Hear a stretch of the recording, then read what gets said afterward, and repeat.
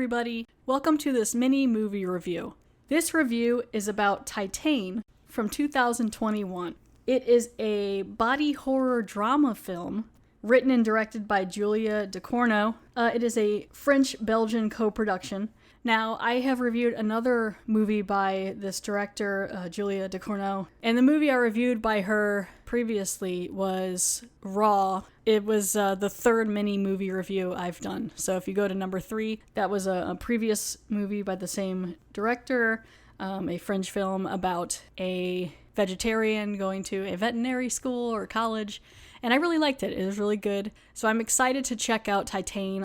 I don't know a whole lot about it. I've heard a few things. I think she has sex with a car, something like that in it. I'm not quite sure. So this movie, Titane, stars Agathe Roussel in her feature film as a woman named Alexia, who is injured in a car accident as a child, gets a titanium plate fitted into her head. This movie was released at the Cannes Film Festival July 13th, 2021, and then in France, July 14th, 2021, and in Belgium, July 28th, 2021. It runs 108 minutes. I will be watching it in French with subtitles, and it brought to the box office $4.6 million. At the Cannes Film Festival, when Titane came out, July 2021, the director became the second female director to win the Palme d'Or, the festival's top award, and she was also the first female filmmaker to win solo. So it has received a lot of critical acclaim. I'm getting a lot of this from Wikipedia, but I've been wanting to see it because, again, like I said, I liked Raw a lot, so I'm interested to see what this is going to be. I don't want to look too much into the plot. We'll find out exactly what happens between Alexia and this car, but yeah, so I'm going to go check out 2021's Titane, and I'll be back to let you know what I think.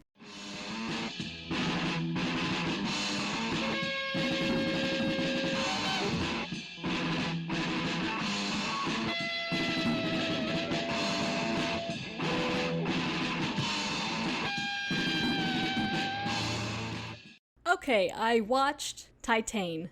If I could summarize it up, here's what I'd say. This movie made all of my parts hurt.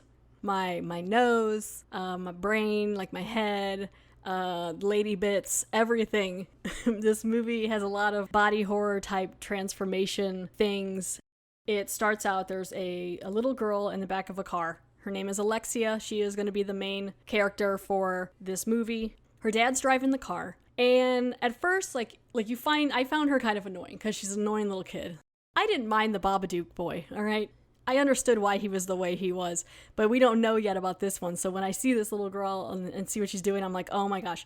So Alexia's in the back seat, and she's making these race car sounds while her dad's driving, and her dad is annoyed by her, and he's turning up the radio, and he's telling her to stop, and she's getting louder.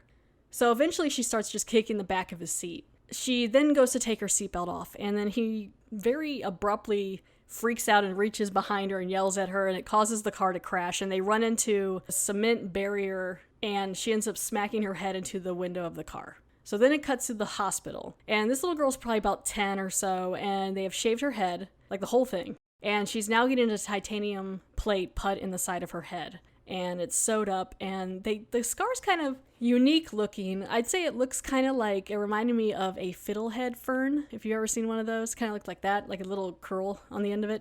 They tell the dad, if you notice anything weird about her, like her speech or her balance or anything, bring her back in immediately, but as long as she doesn't get like a violent hit to her head or anything, she should be fine. So they leave, and now the mom is there, and so all three of them are leaving, and she kind of walks away from her parents and goes up to the car and hugs it and gives it a kiss, and she's not mad at the car. So she really likes this car. It's just like a white 4-door compact car type thing.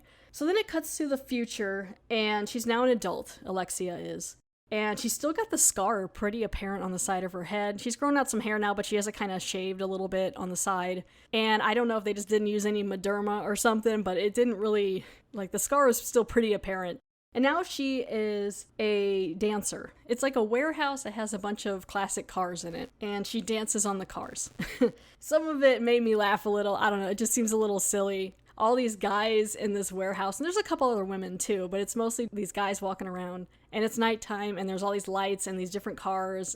She gets up there and she does her dance on this Cadillac that has, it's not my favorite type of paint job, it's like all these fake looking flames.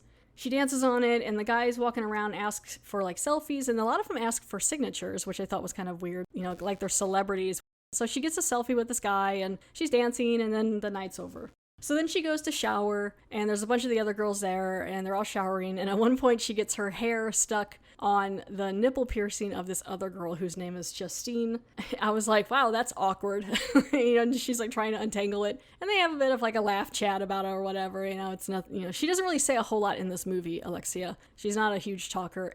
She gets that undone, and she's, you know, done for the night, everything's shut down, and she leaves. And while there are bouncers to help guys from being too handsy with the women there wasn't really anyone to help her walk out to her car. So she gets out to her car, and the guy who she took a selfie with earlier shows up, and he's basically coming on to her and being like, I love you, and, you know, can I get a kiss, and can I get all this stuff? And she's just done. She's like, okay, whatever. And then he leans in to give her a kiss, and so she kind of goes with it. And she has this large hairpin, long, like metal-looking chopstick shape looking thing in her hair. And so when he kisses her, she grabs onto him and pulls the hairpin out and stabs it into his ear. And it's pretty graphic. Like, it goes into his ear, and it's graphic in the sense of like he starts like having a seizure and like frothing at the mouth, and he dies.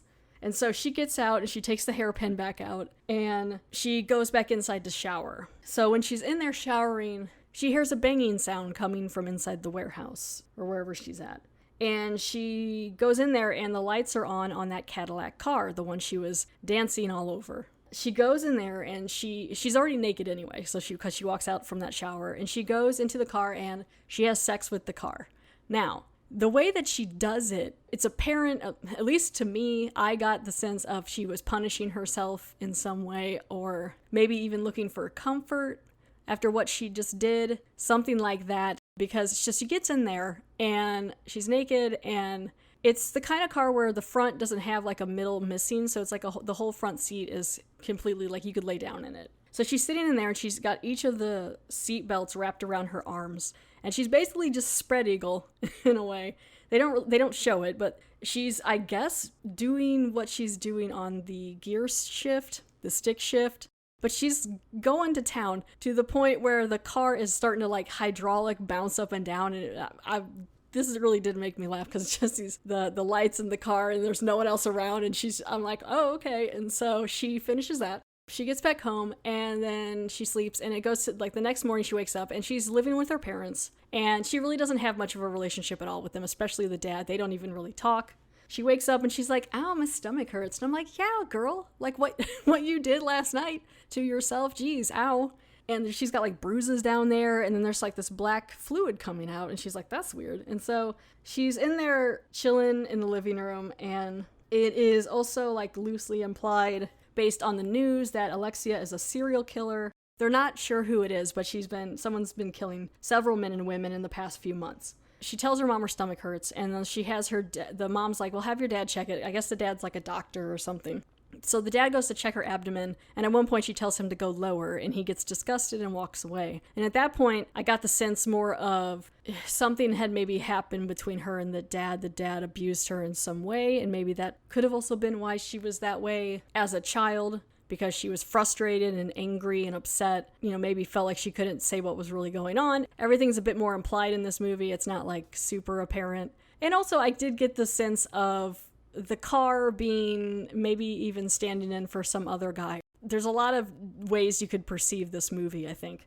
So she goes to this house party, and Justine's there, and now she and Justine are like making out, and she starts again with that nipple piercing, licking the nipple piercing and everything, and they're on top of some car, I think, outside, and it's not really working out. You know, like she ends up grabbing it with her teeth and pulling on it, and I'm just like, ow, ow, ow. And the girl's like, ow, what is your problem? And so they stop. And again, Alexia doesn't really say a whole lot. It's more through like actions and stuff. And so she just gets like irritated or whatever. And she's not feeling that great. And so she goes over to the water's edge and throws up in the water, which I don't know why. I mean, I guess maybe you feel like you're going to feed the fish. Like maybe not put it in the water. But she does that. she's like, oh, my stomach hurts. And she like touches her stomach and it's bigger. And I think this is supposed to be some time later. It's almost as if it was like the next day or that night, but I think this has actually been like a few months later because it turns out she is pregnant from this car. And she's again leaking what I believe is motor oil from between her legs now. At first I thought maybe the baby was just growing really fast in her, but again, I think this has been like a full 9 months with this whole story, maybe. So she like mentions it to Justine, I guess. They don't really show it, but they cut back to Justine's house and she has bought a pregnancy test. And she takes the pregnancy test and she's like, oh my God, I'm pregnant. And she takes that same hairpin while she's sitting on the toilet and she decides to try to terminate the pregnancy. But again, I'm just like, ow, okay, no, honey. Like the whole time she's trying to shove this hairpin between her legs. It's not working. She gets frustrated and heads back down and her and Justine start making out. And then she ends up killing Justine by putting the hairpin in her face. There's like 3 other people upstairs, 2 guys and a woman, who I believe are having like a threesome or something, some sort of thing up there. And so the one guy comes down and he hears the commotion of her killing Justine and he's like, hey, what's up? And then so she takes a fire poker to him and eventually takes a kitchen stool, puts it into his mouth and basically sits on it. So then it goes into the back of his head. Like it's all pretty gruesome. And so now she's just on a roll. And so then the woman comes downstairs and she sees what's happening. And so she goes after her. And now it's almost like Alexia's in some sort of trance. Like she's laughing a little bit. And then there's this other guy that came out naked. And he seemed really sweet, but he was like, everything okay? And then she hugs him and then kills him too. The woman gets away though. So she gets away. So then Alexia comes home. And she's got completely like different clothes on and a blanket. And this part wasn't super apparent to me until later when I read more about the movie. What it looked like to me is she burnt the evidence, came inside, locked her parents in the bedroom door. Her dad saw her do it, and then left. What really happened, apparently, is she tries to burn the evidence. She ends up setting the house on fire, and then she locks her parents in the bedroom and leaves. So her parents are supposed to be dead. Because later on, I was like, oh, I wonder if her parents ever got out of that room. But no, apparently her parents are dead. I don't know why I didn't pick up on that, but that's what happened. So she leaves. And now because that woman got free and she is apparently, made a report to the police or someone, they have kind of a drawing of her face and now she's wanted for murder. So she goes to this like train station and Alexia decides to change her appearance to look like this boy who we've seen a little bit on TV already. His name is Adrian. He went missing when he was about 7 or so, and now it's been 10 years, so he should be about 17, 18. So she decides to change her appearance to look like this boy, so then she can hide who she is. So she goes into the bathroom of this train station with like little scissors and stuff, and she cuts her hair like really badly. She takes some like ace bandages and tapes down her breasts and her stomach. So that's all tied down. So she, she's got like a big hoodie and stuff on. And then she grossly, which I don't like nose stuff, she breaks her own nose on the sink in the bathroom. So now her nose is like all nasty and she's got 2 black eyes. And then she immediately goes to the police station and turns herself in as Adrian. And so this is where the movie kind of takes a little bit more of a change. It becomes kind of a second story that drags on maybe a little too long. There's a couple scenes with all this side of the story that probably could have been shortened or taken out for me, but it's still pretty interesting. So it cuts to this guy, Vincent. He's like in his 50s, 60s. He's this buff fire captain, fire chief, firefighter dude. And he is Adrian's dad. And I'm like, oh, this is so mean to do to this guy. He has been looking for his son for a decade, and now she's pretending to be Adrian. He doesn't want a DNA test. And he's like, yes, that is my son. He wants to believe it so badly. So he takes Adrian home. And Alexia doesn't really talk a whole lot again. So, it kind of is in her favor. And Vincent ties it down to like trauma and things like that. And Vincent starts introducing Adrian to like the other firefighters and people around as his son. Even they're kind of skeptical. And during all this, while she's living with Vincent, she's still taping down her breasts and her pregnant stomach that is growing. And Vincent himself is going through his own type of metamorphosis, changing, transformation. He has been injecting himself with steroids right into the booty to the point where it's like real bruised to kind of like keep up with his firefighters. But he is also finding that he's building an immunity to them. So it's just getting more and more intense. And he's like super red and like veiny. And it's just like, he's a lot.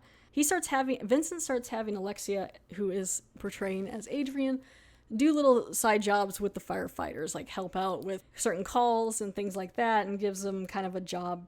Even some of the firefighters kind of confront Vincent about who Adrian really is. He immediately shuts it down. He starts to become very possessive over Adrian, and Alexia keeps trying to escape, and he even asks her, he's like, why do you keep running away from me? Like, she's like, this is getting to be too much, I gotta go. She leaves, like they get in a fight kind of, and he's like, just go, if you want to go. And so Alexia leaves, but then decides to come back. That's when Vincent has given like too much of a dose of steroids to himself. He has a cardiac arrhythmia. Alexia decides to stick it out with him because obviously this man is hurting. I think she feels bad.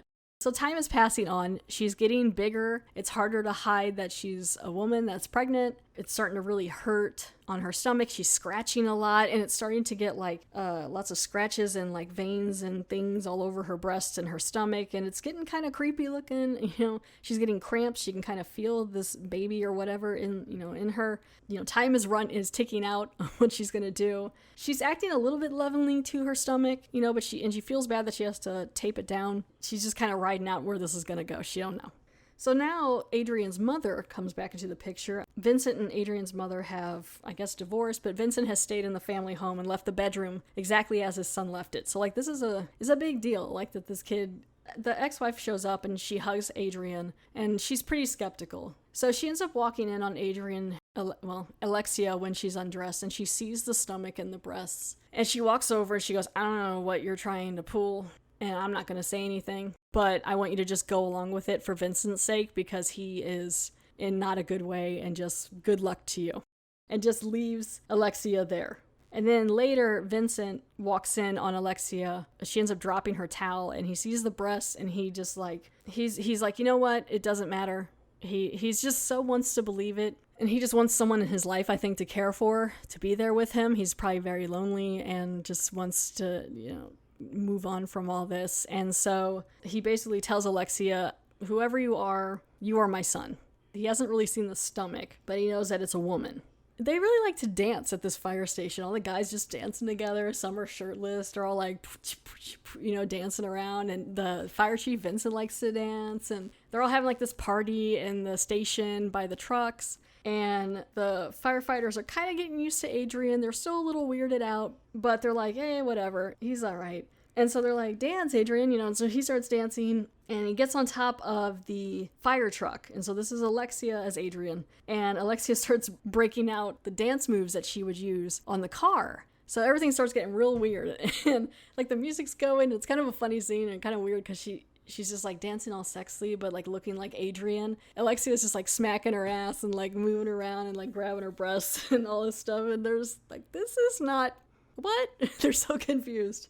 And then Vincent walks in and he's all disappointed. He walks out of the group. And so like she sees it and she knows he's disappointed in her and everyone's all confused by her. And so now after everyone leaves, she has sex with a fire truck. And it's just like a real quick scene. But this is another reason I kind of feel like maybe she's comforting or punishing herself by this. So she has sex with the fire truck.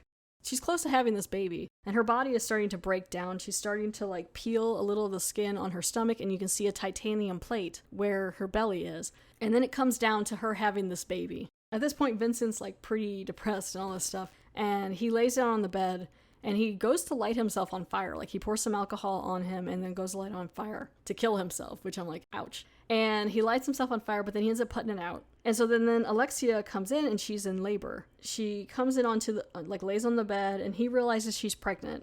She kind of tries to seduce him a bit and like kiss him, and he's like, what are you doing? And she's like, my name is Alexia. It's not Adrian. Please help me. I'm scared. I'm having this baby, whatever it is. This isn't going to come out between your legs. Like if this is like a car baby or whatever this is supposed to be, it's going to probably just rip through her stomach. But I was wrong. It does come out between her legs, but okay. And so Vincent helps her. She's on the bed. She's screaming. Like her stomach is kind of splitting. It's really crazy. And he's just down there like, this is nuts. And she gives birth to this baby. And as she's giving birth and pushing the baby out, the titanium plate on her skull splits open on the final push, which I guess basically is like a violent hit to the head, which is what her doctors kind of told her dad as when she was a kid. So it ends up killing her. So she gives birth to this baby, and it's a baby. I think it's supposed to be a boy, I read later. And it's a baby, and it's got a cute little like metallic titanium spine that you can see. Like you don't really see the baby's face, but Vincent picks it up and holds it. And again, Alexia passes away. She dies from childbirth. and Vincent holds the baby, and he just keeps telling it that he's here. You know, I'm here, and that's the end of the movie. All in all, I liked it. It's a very weird, unique, different type movie if you're looking for something that's a bit different with some body horror elements in it. I think some of the drama lasted a little too long for it to be like a full horror movie maybe, but it's definitely got like the body horror. And I really give props to the actress who played Alexia, Agatha Roussel.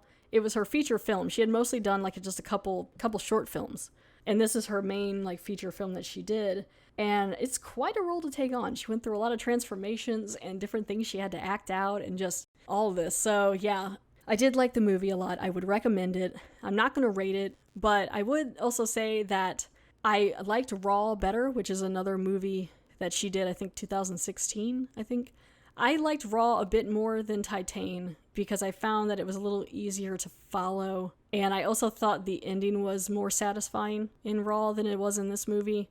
I still think they're both great. I think she's doing some great stuff out there for horror. I mean, for me, I don't like all these remakes and reboots all the time, so it's nice to have, you know, a different type of movie to see in the horror genre. So definitely check out Titane. Check out Raw. Thanks for checking out this review of 2021's Titane. Bye.